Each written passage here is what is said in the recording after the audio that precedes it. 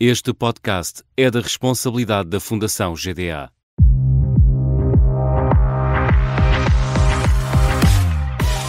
O que sabem os artistas e o setor cultural sobre fundos europeus? Quais os truques e as dicas que podemos partilhar para alcançar o tão desejado financiamento? Isto não é mais um podcast. São conversas inspiradoras sobre financiamentos europeus com o objetivo de quebrar mitos e passar à ação. O meu nome é Francisco Cipriano e sou o vosso anfitrião. Olá, bem-vindos mais uma vez aqui ao nosso espaço de conversas. Isto não é mais um podcast. Hoje tenho comigo a Teresa Almeida, que é arquiteta, é também Presidente da Comissão de Coordenação e Desenvolvimento Regional de Lisboa e, por inerência, Presidente da Comissão Diretiva do PO Lisboa. Teresa, muito bem-vinda. Muito obrigada, é com muito gosto também que aqui estou e que estarei disponível para falar convosco e dar também parte daquilo que é a nossa atividade. Se calhar, e porque nós aqui no podcast temos muito esta necessidade de sermos o mais didáticos possíveis, ensinar às pessoas as estruturas e o que é que cada um faz, eu gostava se calhar começar mesmo por aquilo que é o início. O que é CCDR Lisboa? O que é o PO Lisboa 2030? Bom, é interessante que a conversa comece por aqui, porque nós temos alguma dificuldade, dado que somos conhecidos por uma sigla, CCDR de Lisboa e Vale do Tejo, a maior parte das pessoas não faz a menor ideia o que é que isso quer dizer. E depois também quando dizemos Comissão de Coordenação e Desenvolvimento Regional de Lisboa e Vale do Tejo, também não esclarecemos muito. E por isso é importante que o possamos fazer, tanto mais que nós neste momento da nossa vida tivemos um alargamento muito substantivo daquilo que são a nossa área de atividade, uma vez que fomos transformados em Instituto Público. E, portanto, nós éramos um organismo que coordenava o desenvolvimento regional, que tinha competências na área do ambiente e do ordenamento e, por inerência, como já foi dito, também geríamos o programa regional. Com esta passagem em Instituto Público, que se iniciou em 1 de janeiro deste ano, nós adquirimos praticamente todas as áreas de competência dos serviços desconcentrados das tutelas várias do Governo. E, portanto, recebemos a cultura, recebemos parte de competências em florestas, em educação, em cadastro, na agricultura e pescas, portanto, as direções regionais, isto é, os setores regionalizados dos organismos centrais passam a integrar as CCDRs num objetivo de integração de políticas públicas, de se entender que esta dimensão regional faz falta ao país e, portanto, que é aqui que podemos exercer áreas de competência alargadas e as podemos integrar melhor. A CCDR de Lisboa e Vale do Tejo compreende 52 municípios, Lisboa e Vale do Tejo são 52 municípios, embora o plano de financiamento do programa operacional seja apenas para os 18 da área metropolitana de Lisboa, uma área que é central no país, tem a capital, tem 2/3, toda esta área tem cerca de 2/3 da população da região e, portanto, é efetivamente uma concentração muito significativa de atividade, seja na área da economia, seja na área da sustentabilidade, Da seja ciência também, na não é? ciência, para a qual também, ou na própria concentração de ensino superior, é efetivamente uma região com, aliás, até na agricultura é onde se faz a agricultura com mais inovação, com mais capacidade de exportação, portanto é efetivamente uma região dinâmica e complexa. E por isso sentimos que este âmbito alargado de competências também é um estímulo para o nosso exercício agora daqui para o futuro. E em relação ao Programa Operacional Regional de Lisboa? O programa de Lisboa é em sentido inverso, um programa que, estando Lisboa considerada uma região de competitividade, a Europa entende, e bem, que são as regiões que menos precisam de apoios, porque em si próprias já têm o desenvolvimento. Nós sabemos que não é bem assim. Estas regiões, principalmente as regiões metropolitanas, como é o caso da região de Lisboa, têm assimetrias imensas Portanto, esta redução muito significativa dos apoios financeiros que podemos dar por via do contributo europeu acabam por ser muito limitadas. Nós reduzimos drasticamente o nosso pacote financeiro do 2020 para o 2030 portanto, estamos efetivamente aqui com um apuro para podermos corresponder às necessidades. Mas temos de ver sempre o lado positivo, é também a oportunidade de fazermos escolhas, de sermos acertados naquilo que serão os apoios que vamos conceder, porque as exigências são iguais, nós temos que cumprir a 100%, é esse o nosso objetivo, por isso saber aplicar bem. Também a taxa de cofinanciamento é bem inferior. Nós, neste momento, estamos com uma taxa de cofinanciamento de 40% e as outras regiões de convergência do país têm uma taxa de cofinanciamento de 85%. Portanto, vê-se bem aqui substancial a diferença e muitas vezes estas áreas que não são tão robustas, não é? Como eu falei, que são áreas enfim, de coesão social muito debilitadas, depois têm uma dificuldade imensa em terem a contrapartida dos 60% do seu própria iniciativa. Portanto, é complexo, é exigente, mas é muito desafiante. Pois, é muito interessante o que diz, porque na verdade nós olhamos para Lisboa com esse potencial todo que refere, mas depois é um dos programas mais frágeis do atual período de programação, com menos intensidade de apoio e com menos possibilidade de elegibilidades em termos materiais, e portanto isso é altamente desafiante. Se calhar, antes de falarmos do futuro ou do presente, olhávamos um bocadinho para o passado, porque no passado, quando eu digo passado, falo nos quadros comunitários de apoio anteriores, designadamente no QCA3, onde havia um programa especial, operacional, temático para a cultura, enfim, e depois no CREN, que tivemos estes objetivos políticos de alguma maneira desconcentrados, mas também incluídos no programa. Qual é a experiência que têm de diferença em relação a haver um programa robusto, ou um financiamento robusto para a área da cultura e agora, que já falaremos sobre isso, mas com algumas dificuldades de enquadramento, ou pelo menos com algumas especificidades de enquadramento? Aquilo que eu lhe posso dizer é que nós não definimos as áreas temáticas, cada Estado-membro. Para cada ciclo de programação há uma estratégia europeia que depois é replicada nos Estados-membros e nós construímos os programas temáticos ou regionais sob esse chapéu. Portanto, quando deixou de existir, eu penso que já foi no CREN, que ainda existiu um programa temático para a cultura. Porventura, eu não estava na gestão dos fundos nessa altura, mas porventura é porque ele estava contido naquilo que eram os desafios europeus. E, portanto, nós temos de ter noção, muitas vezes sentimos que os nossos beneficiários dizem, mas não era aí que era preciso haver financiamento, nós precisávamos, noutras áreas estamos menos robustos. Mas a lógica dos fundos não é essa. A lógica dos fundos é um contributo para a construção europeia. Por isso, há a estratégia europeia, que é chapéu, e depois há um período ainda longo. Aliás, o Francisco participou num desses debates quando o estivemos a construir, que foi entre 2019, 2020 e ainda um pouco 2021. Portanto, a CCDR, todas as CCDRs fizeram os seus exercícios estratégicos para poder submeter a Bruxelas a contratualização dos contratos de programa, portanto, que é feita pelo Estado-membro e depois é desdobrada nos programas temáticos ou nos programas regionais, e, portanto, esses conteúdos estão relacionados. E não houve essa situação expressa no 2020, assim como não existe no 2030. Portanto, não há um programa temático para a cultura. Eu diria que, porventura, porque se entende a cultura como uma temática transversal, ela deve estar presente, ela pode ser apoiada, mas não especificamente para uma atividade, enfim, com essa designação.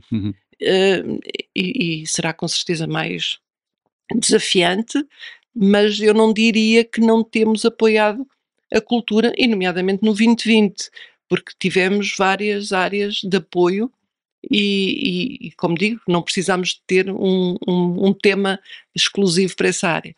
Porque, como digo, no anterior era a questão da competitividade, da sustentabilidade, da coesão, eram os grandes chapéus do 2020 e agora estamos na fase das alterações climáticas, da sustentabilidade, da descarbonização. Portanto, O social também, não é? vamos tendo desafios que depois integram nas componentes várias essa contributo, porque eu digo sempre, nós recebemos da Europa, sim, e é muito importante, aliás, é um país que quase que o seu investimento, 85% do seu investimento é muito alavancado no contributo dos fundos, mas nós somos parceiros na construção europeia, portanto nunca nos podemos esquecer que o nosso contributo, seja ao nível que for, é para a construção europeia e é nesse registro que esta atividade do programa operacional se desenvolve. É muito interessante que diga isso porque eu estou sempre a referir isso mesmo do ponto de vista base, que é o nosso instrumento de financiamento chama-se Acordo de Parceria. Nós é que o rebatizamos de Portugal 2020 ou 2030, mas ter como memória que de quadro comunitário de apoio passámos para quadro de referência estratégica e agora estamos num acordo de parceria. E as palavras neste caso pesam, não é? Portanto, Exato, é disso que e muitas estamos a vezes para falar. se compreender temos que ir a esse registro de percebermos em que contexto funcionamos, porque é fácil de identificar depois localmente quais são as necessidades em concreto, mas efetivamente esta construção europeia tem um alcance bem mais vasto e aliás hoje, enfim, com tudo o que se passa em Sim. termos globais, acho que bem percebemos como é importante que que a Europa seja uma voz e uma voz com enfim, com capacidade também de se posicionar neste panorama global. Outra coisa que disse que também me pareceu muito, muito interessante e que eu gostaria de, talvez de voltar lá é o facto de, apesar de não haver, digamos, uma porta, vamos dizer assim para simplificar, uma porta de entrada para os projetos culturais, que até há, pequenina, mas até há, não deixa de ser possível o financiamento, não é? E se calhar nesse contexto gostava de voltar um bocadinho ao Portugal 2020 e pedir para me falar um bocadinho daquilo que foi a experiência Programação Cultural em Rede e Cultura para Todos, e depois como é que vamos fazer esta transição para o novo período, que também com experiências mais ou menos semelhantes. Exato. Nós, naquilo que foi a distribuição de verbas do Portugal 2020, praticamente dentro deste contexto que refere, foi sob um chapéu da contratualização com os municípios. Portanto, nós privilegiamos muito o território e os nossos agentes no território e, efetivamente, os municípios, os 18 municípios da área metropolitana de Lisboa, embora assimétricos na sua dimensão, uns mais robustos, outros menos, são instrumentos, são agentes poderosos da administração local para podermos alavancar com eles essas políticas que, nomeadamente as que dizem respeito à cultura para todos ou a linhas de cultura em rede. Porquê? Porque eu, como já referi, há aqui um problema do cofinanciamento. E quando nós temos, no 2020 tínhamos 50%, agora temos 40%, diminuímos, mas é muito importante que estas ações possam ter robustez de uma entidade local que possa alavancar o remanescente. E por isso, para além do respeito e da dinâmica e do reconhecimento que fazemos a esta rede que os municípios constituem, é também de uma utilidade extrema, porque eventualmente se não existissem, estes apoios depois não podiam ser dados aos beneficiários porque eles não tinham em si Uhum. capacidade para o remanescente. Portanto, é uma rede que é essencial, mas eu diria que é efetivamente muito interessante.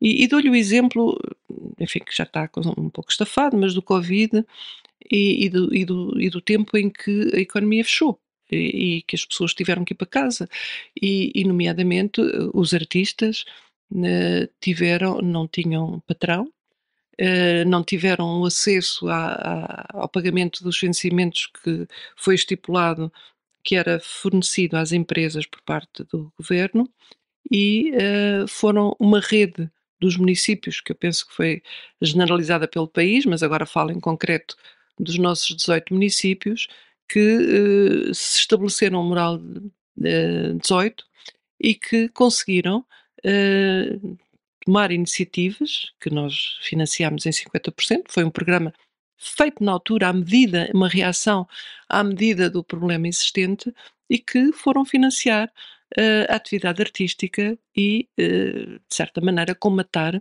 uma precariedade que estava a ser muito preocupante. Portanto, é um belíssimo exemplo, aliás, é um belíssimo exemplo em 2 aspectos. Pela primeira vez, a Comissão Europeia mostrou flexibilidade na reação a uma crise. Pela primeira vez. Porque normalmente os fundos eram atribuídos e eram geridos de uma forma estática, era aquele pacote, com aquela configuração, e o Francisco, aliás, conheci-o quando Noutras noutra circunstâncias circunstância e que percebia muito bem o que é que eu estou a falar. E qualquer reprogramação era um inferno. é um inferno, leva mais de um ano e com muitas restrições. E pela primeira vez a Europa foi capaz de reagir. E foi capaz de reagir apoiando a economia, mas também depois nestas circunstâncias mais, enfim, de teia menos, Fina, não é teia fina. teia mais fina, e em que nós pudemos, de repente, construir uma resposta a um problema que estava a ser muito, muito identificado e para os quais, se não fossem estes apoios, teríamos tido dificuldades ainda maiores. E portanto isto foi O Moral crucial, 18 foi a 100%. foi 100%. Pois. E por isso foi esgotado, foi cumprido. Ao princípio estas coisas são sempre, enfim, levam o seu tempo a montar, mas depois foi absolutamente em cheio e uma resposta muito boa. Depois, mais tarde, viemos a ter o PRR, não é? Que já não entra no âmbito da gestão dos fundos de que estamos a falar, mas que também é mais um exemplo de uma resposta à crise. O Plano de Recuperação e Resiliência veio alavancar a possibilidade de os Estados-membros também terem respostas para domínios que nunca tiveram. Eu fujo um pouco ao problema, mas toda a gente percebe. Pela primeira vez financia-se a habitação. Exato. E a habitação é um problema transversal, seja aos Claro, artistas, ou seja mas é muito aos importante. cidadãos em geral. Nós, nos programas que tínhamos, quer temáticos, quer regionais, não tínhamos capacidade de financiar habitação, como não tínhamos capacidade de financiar residências para estudantes. E, no entanto, lá está, Isso nas agora reuniões, está a lembrar disso, nas isso era uma velha reuniões, guerra. sempre vinham os autarcas, vinham os reitores e vinham dizer, mas nós precisamos é disto para podermos responder às carências, etc. Mas a programação não o permitia. Uhum. E, portanto, eu dou só estes exemplos para se perceber como é importante esta nova posição e postura da Comissão Europeia e que, muitas vezes, apesar da rigidez com que se programa, a força enfim, daquilo que são os desafios sociais já começam a ter efeitos e, portanto, é bom também referir isso. Nós tivemos a oportunidade de ter cá a Câmara de Oeiras na primeira edição do podcast e falámos com muito apreço do Moral 18, eles também participaram. E, como sabe, dentro daquilo que são os 18 municípios, a Câmara de Oeiras é uma Câmara robusta, uma Câmara que tem uma capacidade de fazer os seus apoios de uma forma diferenciada, mas eles vão a todos os recursos e isso é importante. E nós, aliás, temos beneficiários que vão desde grandes estruturas até a seres individuais e, portanto, é também a democraticidade dos fundos Claro, que apoia quem contribui. Voltando à ideia inicial, quem contribui para que estes processos sejam uma parte da construção dos desafios europeus? Se me permite, íamos agora falar um bocadinho do presente e futuro, não é? Eu falo presente e futuro porque estamos em 2024, mas o nosso Portugal 2030 vai durar até 2027, portanto temos ainda bastante caminho para andar. Em termos de, vamos chamar de programação, mantemos um pouco o problema, entre aspas, não é? Não temos programa temático para a cultura, temos sim oportunidades de financiamento nos programas regionais e que estão ligados à coesão. No fundo, isto é uma política de coesão. Política de coesão, sim.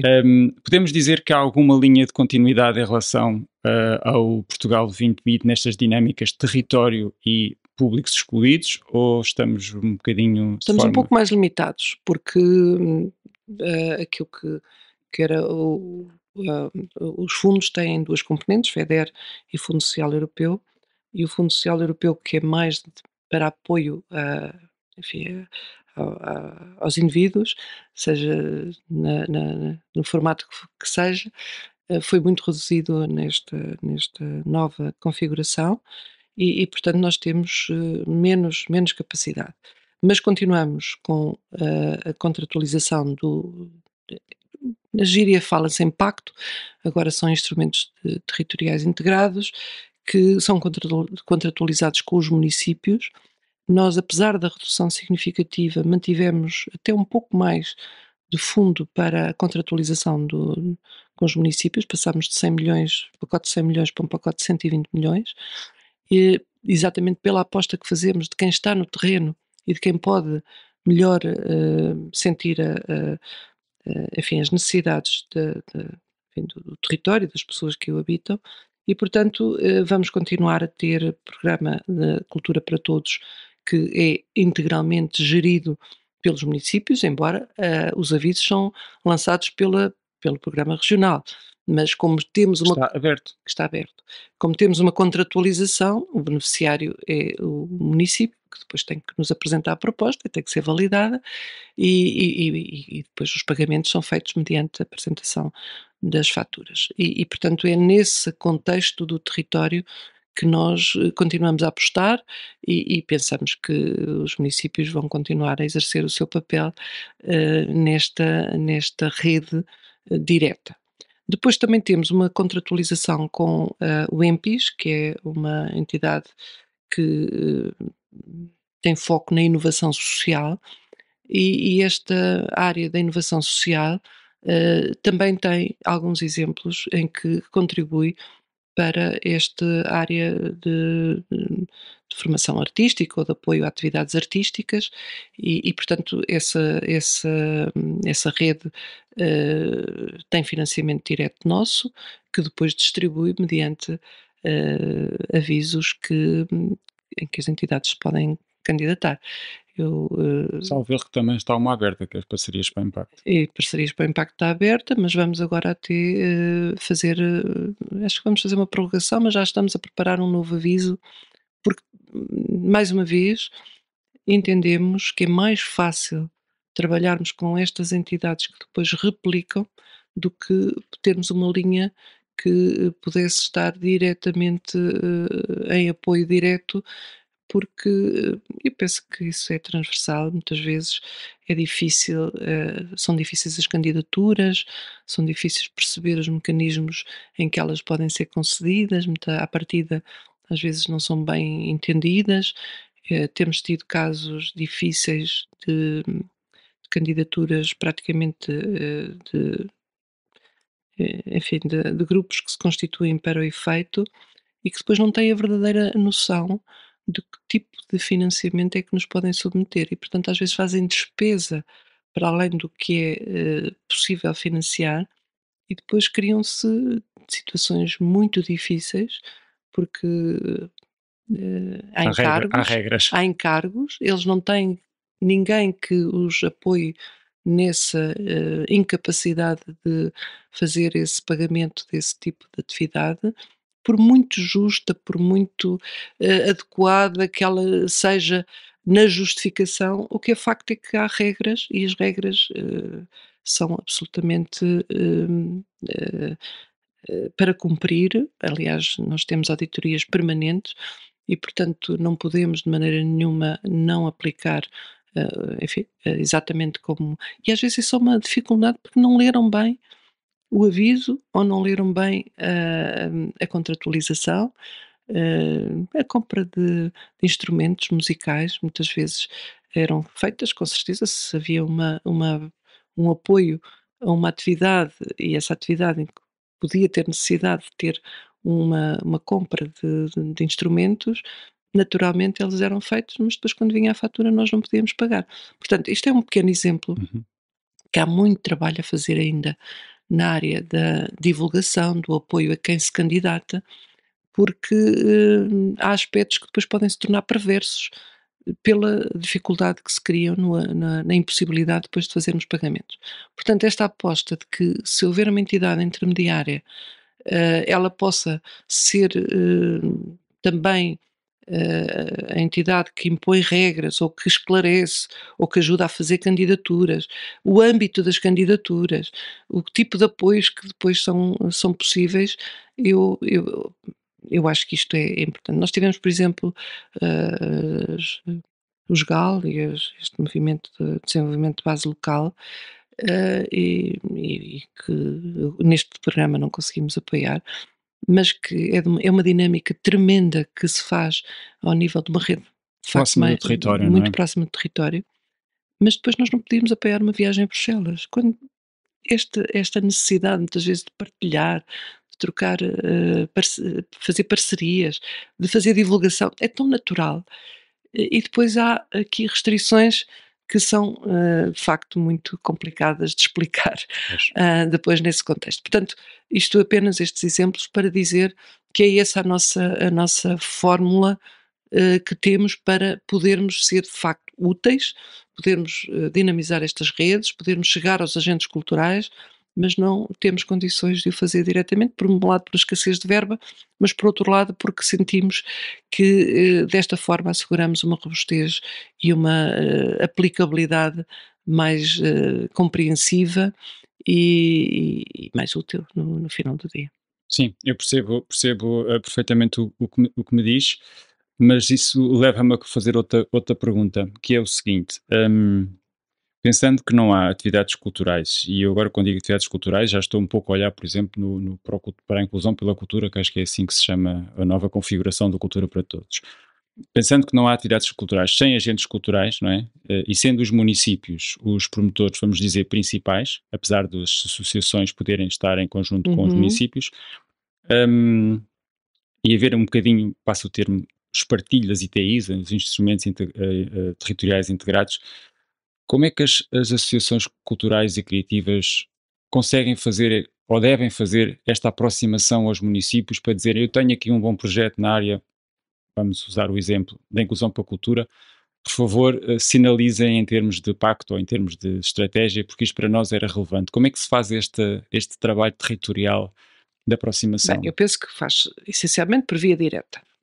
Obviamente que todos os municípios têm departamentos culturais, têm vereadores que estão dentro desta área de atribuição de competências e, portanto, aí há com certeza, até porque, como sabemos, os municípios apostam muito em dinâmicas culturais, sejam elas mais, mais robustas ou menos robustas, mas todos têm esse pelouro e esse balcão, de certa maneira, de trabalho com os agentes. E isso será naturalmente alheio, nós seremos alheios a essa dinâmica. Mas nós não temos qualquer problema em a solicitação, fazermos divulgação ou, de certa maneira, promoção deste tipo de apoios ou deste tipo de oportunidades. Portanto, estaremos sempre disponíveis, desde que nos façam essa sinalização, para sermos agentes diretos na promoção, porque temos todo o interesse em que esses apoios cheguem a quem precisa, a quem de facto trabalha na área e que pode ser parceiro, e portanto aí podemos fazê-lo. Desde que nós temos um balcão, temos uma linha direta e, portanto, estaremos disponíveis para o fazer. E os avisos quando são lançados, mesmo estes que são lançados e que têm um beneficiário que está identificado, que é o município, mas ele é público e o contexto da atividade em que o município que se candidata vai poder replicar essa atribuição é pública. Portanto, aí também, desde que haja atenção ao contexto desses avisos, seja do EMPIS ou seja dos municípios, eles também, os agentes culturais, podem dizer: olha, eu estive a ler o aviso, sei que vai ter aqui uma linha de financiamento ou de atividade nesta área e eu estou cá para o fazer. Também não, eu vou ser aqui um bocadinho, sair aqui do contexto, mas só para dar uma ideia de que estas coisas nunca são, enfim, não há um balcão, não é? Mas há oportunidades. Nós financiamos há tempos uma Casa da Cultura, no âmbito ainda do CREN, vou dizer o município em Setúbal, e que hoje é um centro de dinâmica fantástico. Portanto, nós financiamos construção, financiamos reabilitação. Mas o que interessa é que se financiou a possibilidade de haver um centro que se dedica a eventos culturais, que promove a cultura e com certeza é frequentado pelos artistas que ali encontram área de atividade. Portanto, é como digo, estes processos podem não ser tão diretos como se, se acharia mais conveniente, mas são redes. Quando financiamos também a recuperação de património, muitas vezes o património que estamos a financiar tem depois esta É a atividade. base, É é a a base. base. É a base. Eu também gostava de introduzir aqui um novo tema que é o apoio que estamos a dar aos equipamentos educativos.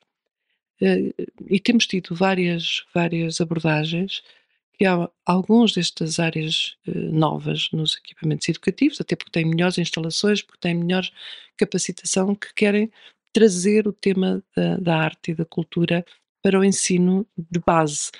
E aqui estamos a fazer uma revolução imensa.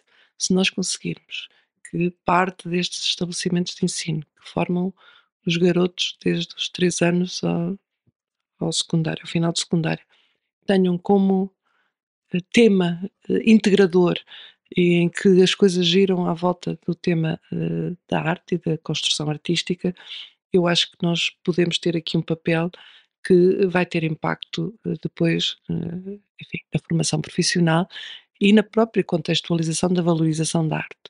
Quando nós nesta programação 2030 incorporamos o conceito Bauhaus, em que aquilo que apoiamos deve também ter a componente do belo integrado e da conceito, enfim, de integração de movimentos artísticos, no final do dia estamos convencidos que vamos trazer uma nova imagem para as cidades e que vamos trazer uma nova dinâmica para as cidades. Portanto, nós trabalhamos nesta perspectiva de determinadas áreas foco que possam depois evoluir e serem elas próprias já dinâmicas para esta dimensão artística. Quando integramos agora uma rede também a nível de um projeto europeu, em que a arte e a saúde mental é um foco para podermos trabalhar com os nossos agentes, nós também estamos a introduzir aqui um tema que com certeza vai ter um impacto muito significativo. E quando falamos também em sustentabilidade, em natureza, enfim, esta integração da arte, eu acho que está, apesar de tudo, mais presente neste tipo de dimensão do que um apoio direto a uma companhia de bailado, uma hum, artista, enfim, que quer fazer a sua expressão artística, mas para o qual nós não temos essa linha tão direta. Uhum. Mas estamos a trabalhar numa dimensão mais integrada, mais abrangente e que estamos convencidos que vai ter com certeza uma construção mais sólida enfim, nos próximos anos. No tempo, não é? Né? Eu apreciei muito o que disse. Nas minhas conversas com entidades coletivas na área cultural, eu, entre aspas, vendo muito essa ideia, não é? Que a iniciativa não tem que estar forçosamente no promotor que pode concorrer aos fundos. A iniciativa, se calhar, pode partir deles numa conversa com o município, numa conversa com o vereador da cultura, e é muito interessante que a minha preocupação sempre é ensinar-lhes a fazer essa conversa. Quer dizer, introduzam na vossa conversa com os municípios a possibilidade de se associarem a eles para desenvolver projetos culturais. Introduzam na vossa conversa o processo de contratualização com as CIMs, não é? No caso das regiões Norte, Centro e Alentejo, nas áreas Hum. metropolitanas, no caso do Porto e de Lisboa. Porque eu sinto que às vezes é mesmo uma questão de vocabulário. Eles vão lá falar com os municípios, sabem o que querem, o município compreende o que a Associação Cultural e Criativa quer, mas depois parece que não se compreendem porque não falam bem a mesma linguagem. O município, enfim, penso que ninguém me levará a mal dizer isto, mais talhado também para a obra física, mais talhado para outro tipo de dinâmicas associadas aos fundos, e os agentes culturais também pouco ligados ainda a este universo. Portanto, eu faço um esforço muito grande de os casar e explicar, atenção, leiam o aviso, tal como disse, com muito cuidado. Há ali uma oportunidade muito boa, falem com os municípios como explorar esta oportunidade. Portanto, faço muito essa tentativa, portanto, estou completamente de acordo consigo. A outra ideia que me parece muito interessante é, e eu vou também utilizar o exemplo de Setúbal, é que há muito esta coisa de que uma associação tem que resolver o problema dela com um apoio para tudo. E isto para mim é completamente errado. O que eu acho que uma associação, ou como uma entidade, ou como uma casa de espetáculos, ou o que seja, deve fazer, é olhar para os apoios e perceber como é que vai beneficiar deles em cada dinâmica. Eu estou aqui a aproveitar um bocadinho para fazer doutrina no sentido Faz muito que é bem, a mensagem que eu quero passar. Se calhar faz sentido ir à DG Artes para um apoio estruturado de 4 anos ou 2 anos. Se calhar faz sentido ir ao PO Lisboa tentando associar-se ao município para um pequeno projeto de inclusão social como a escola, tal como disse, que faz todo sentido. Mas se calhar faz ainda igualmente sentido olhar para uma Europa criativa numa lógica de internacionalização, numa pequena parceria, num projeto internacional para começar a olhar lá para fora. E eu às vezes acho que se perde um bocado esta dimensão, quer dizer, os fundos europeus não podem com um projeto resolver o problema todo, não é? Temos que ir resolvendo a pouco e pouco, por isso acho que o exemplo de Setúbal que deu é bom para mim, não é? Portanto, houve ali o nascer de uma iniciativa mais em termos físicos, de obra física, e depois várias camadas, com certeza exatamente, e que perduram. Quer dizer, também é o interesse que nós temos quando fazemos estes apoios, é depois perceber se eles estão a ser replicados, e se estão, por um lado, muitas vezes replicados até noutros municípios, mas depois que eles sejam dinâmicos. E acompanhamos e tentamos ir frequentando, ou pelo menos sabendo notícias dessas ações e de como é que elas perduraram, e portanto é um facto que às vezes são aquelas componentes, olha, onde tivemos a oportunidade de sermos úteis e de podermos fazer o nosso apoio, mas depois como é que ela se desenvolveu, como é que ela teve condições para progredir. E eu acho que é nesta componente que nós apostamos muito, como digo, pela dimensão de fundos que temos, pela taxa de cofinanciamento que efetivamente tem que ser alavancada com entidades que sejam parceiras do projeto. E voltando aqui um pouco à nossa conversa inicial, nós temos desde o início do ano novas competências também na área da cultura, é um processo que estamos a construir.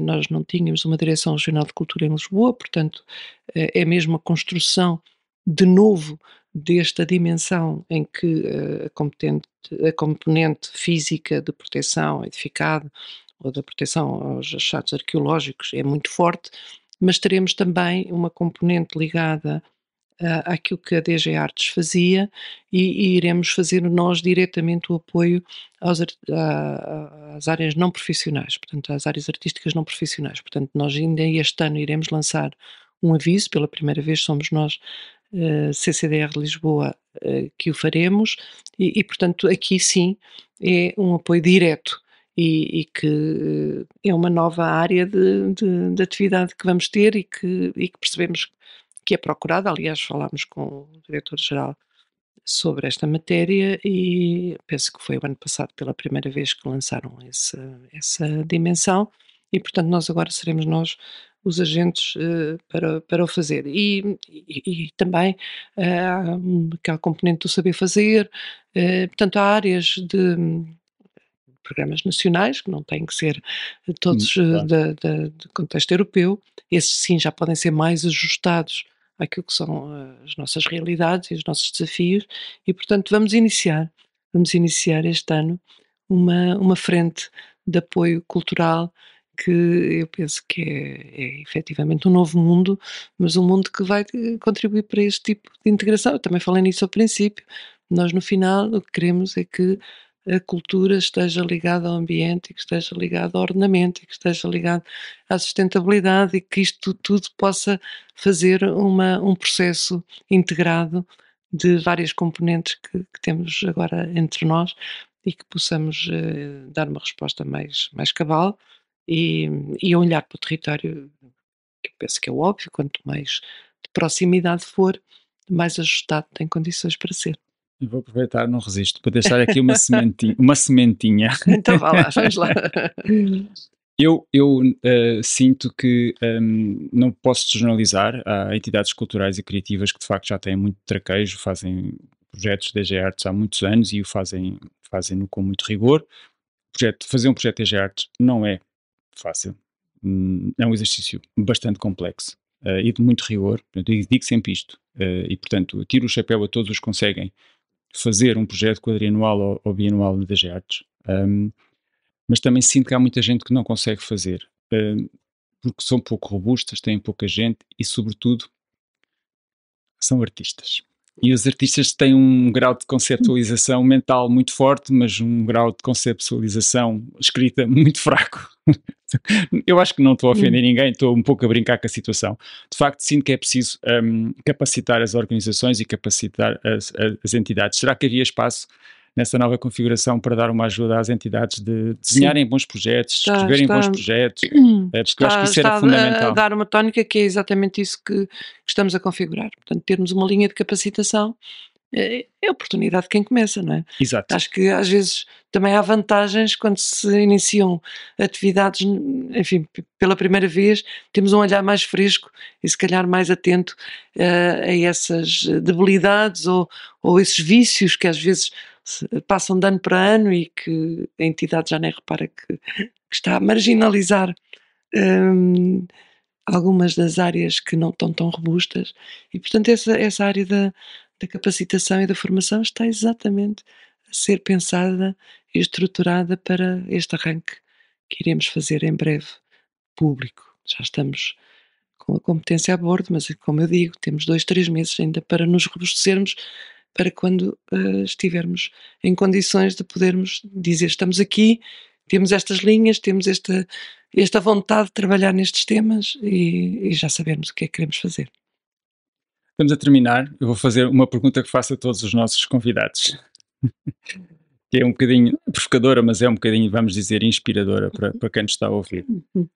Que é, e agora recentrando um pouco outra vez nos apoios europeus, que é com base no que se vai apercebendo e tendo em vista, ou tendo presente todas estas dinâmicas que acabámos de falar, o que é que diria uma entidade que está agora a começar nesta área e pretende fazer o seu caminho internacional ou nacional, ou no fundo ter aqui outra capacidade de aproveitar o financiamento europeu? Qual era o conselho assim que dava?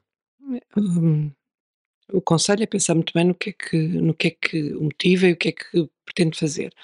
E efetivamente eu penso que já dei aqui algumas pistas.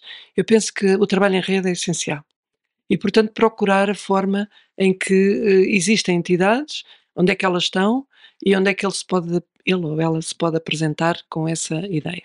E, portanto, eu acho que desde esta casa, que, enfim, onde estamos a fazer este programa, quer, portanto, entidades mais robustas como a Gulbenkian, enfim, temos aqui algumas áreas privadas que podem ser interessantes, mas depois temos esta rede municipal ou temos estas redes de dinâmica de inovação, como falei, da inovação social, e que todos eles têm áreas de acolhimento, áreas de possível abordagem com projetos em concreto e onde é que podem financiar-se. A Europa em si tem dinâmicas também muito interessantes, mas que normalmente exigem parcerias, também não são redes diretas. Portanto, a rede, o termo rede é, perante um projeto individual, perceber ou consultar ou ver onde é que existem redes instaladas e onde é que elas podem ser, enfim, úteis nessa construção. Eu também disse ao princípio, nós estamos sempre abertos, nós, apesar de, enfim, uma entidade com, enfim, com as competências e não temos um balcão para atendimento propriamente dito, mas temos também hoje o acesso por via digital, é sempre possível terem uma manifestação de interesse, fazerem um processo de estou aqui, gostava que me ajudasse, gostava de expor a minha ideia, gostava de poder trabalhar e naturalmente teremos condições também de o fazer. Mas também há a delegação europeia que eu penso que Eles são está, ótimos. que está sempre disponível também para esta atenção às iniciativas e, portanto, rede. e saber exatamente onde é que gostava de ser útil, onde é que gostava de poder fazer parte, que o seu projeto pudesse fazer parte. Teresa, obrigadíssimo. Hoje é o nosso último programa desta temporada. Bom, que honra fazer este encerramento. Portanto, eu diria que fechámos com chave de ouro esta nova temporada, que foi a segunda temporada, e agradeço-lhe imenso o que nos transmitiu e a abertura também da CCDR para trabalhar estes temas. E eu agradeço muito poder estar a falar convosco e também poder falar um pouco sobre o nosso trabalho e as oportunidades que temos para poder sermos úteis e podermos fazer, como eu disse, o contributo nesta construção que é de todos. Muito obrigado. Obrigado por estarem desse lado e até uma próxima conversa. Prometemos continuar a dar informações sobre financiamentos europeus para a arte, cultura e criatividade e a partilhar convosco mais projetos inspiradores. Este podcast é uma iniciativa da Fundação GDA no âmbito da formação e desenvolvimento. Estamos juntos, no mesmo palco.